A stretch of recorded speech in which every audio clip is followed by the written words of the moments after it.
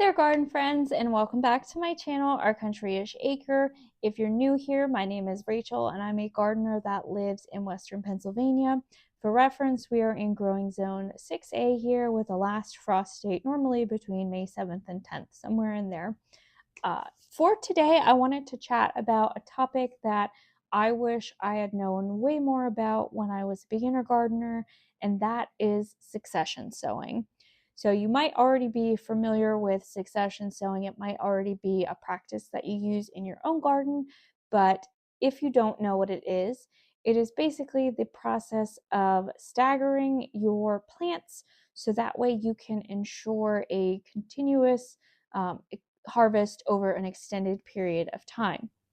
So for example, if you didn't succession sow your lettuce, you would sow all of it all at one time, and then it would all be ready to harvest at one time. And I don't know about you, but my family, we do like lettuce, but if I started all of my lettuce all at one time and had to harvest all of it, that would just be way too much lettuce for us to eat, and then we wouldn't have any the rest of the season.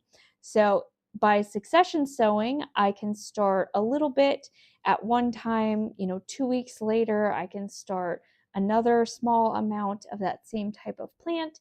And then 2 weeks after that, I can start another small amount. And basically what that does is when that first tray grows up and is ready to harvest, a couple weeks later, that second tray will be ready to harvest. And then I don't have to eat all of the lettuce all at one time. It's not limited to lettuce. That is a really popular succession sowing plant that is recommended. Carrots is another one, zucchini is another one. But basically what you're doing is you're just ensuring that you have a continual harvest over the summertime or over the spring, whenever you're growing, instead of having everything ready to go all at once and then nothing the rest of the time.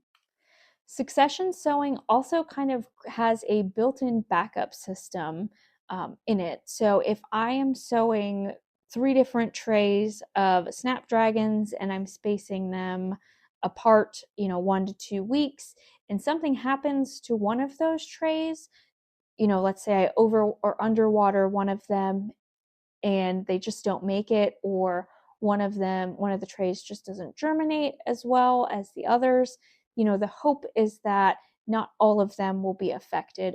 In that same vein, succession sowing also helps with mitigating total crop loss. If you have seedlings that are planted out in different stages of growth, and then they encounter pest pressure or a disease or something like that, the hope is that the bigger, stronger seedlings will be able to survive that, and then you'll still have, it'll be a smaller harvest, but you'll still be able to have some of that for that year instead of everything being all at one stage of growth and being wiped out. Succession sowing is also great for maximizing your growing space and helping to use it in the most efficient way possible, especially if you can be just a little bit strategic about when you're planting things. I keep talking about succession sowing the same type of plant every couple weeks. You can also succession sow different types of plants. So what I mean by that is if you have lettuce growing in your garden in the early springtime and then you harvest it and it's, bare soil now at that point, you have kind of 2 options. The first one is you could just leave that soil bare for the rest of the summer and not do anything with it, which in my opinion would be a very poor choice.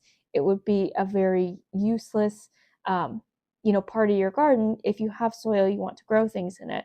So your other choice would be to grow something else there, and you could choose, for example, to grow zucchini, because zucchini grows fairly quickly and it's going to fill out that space pretty readily. So that is kind of a different way of thinking about succession sowing, where you have a succession of lettuce followed by a succession of zucchini.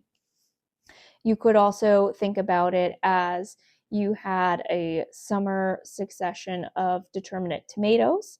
And then when you pulled those out, because they were done producing in August, then you could plant those really quickly with a fall crop of carrots or something like that, So you're always thinking about how to use your space the most efficient way that you can, and succession sowing is a really great way to take advantage of that. You can also succession sow flowers in that same way.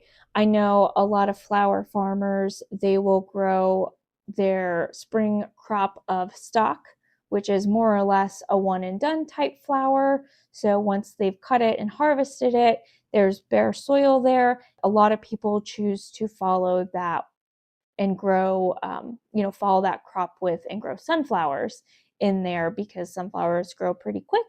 And then they can have, multiple harvests of sunflowers. So those are really great ways to make sure that you're never leaving your soil bare and that you are growing things and getting the most use out of it. So there it is, your crash course on succession sowing. I hope I have convinced you to give it a try in your garden this year.